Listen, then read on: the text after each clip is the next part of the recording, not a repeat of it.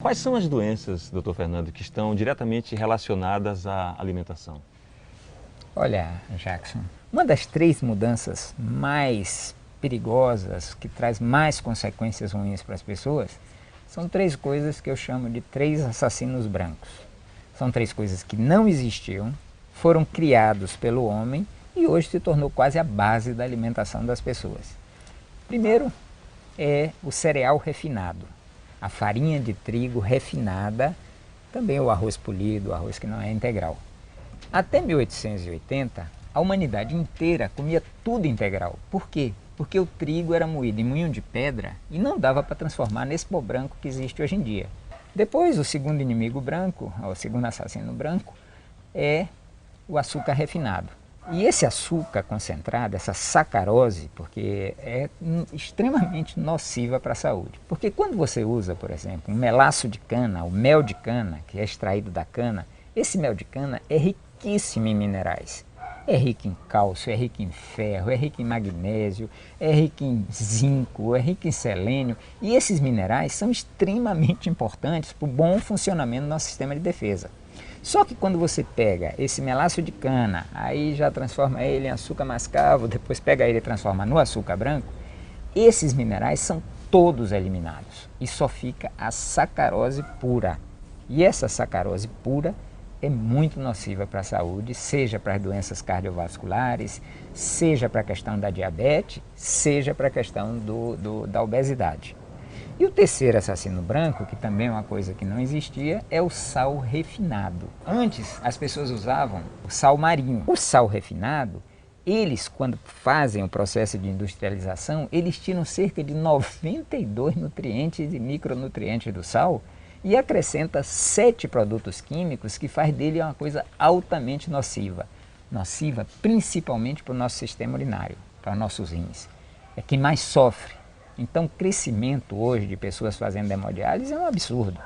E consequência de quê? Do sal refinado. Então, a gente precisa tomar consciência que essas três coisas, quanto mais longe a gente tiver, quanto mais longe a gente botar nossos filhos dessas três coisas, menos problema a gente vai ter na idade avançada. Fernando, existem alimentos para tratar doenças específicas? Sim, claro. Isso está na história da humanidade. Então, você tem alimentos, por exemplo, dá um exemplo, alimentos para baixar o colesterol. O que dá saúde a gente, na realidade, é primeiro não fazer o que está causando a doença. Então, a causa do colesterol são duas coisas na alimentação. Primeiro, açúcar e tudo que é feito de açúcar. Segundo, a gordura de origem animal.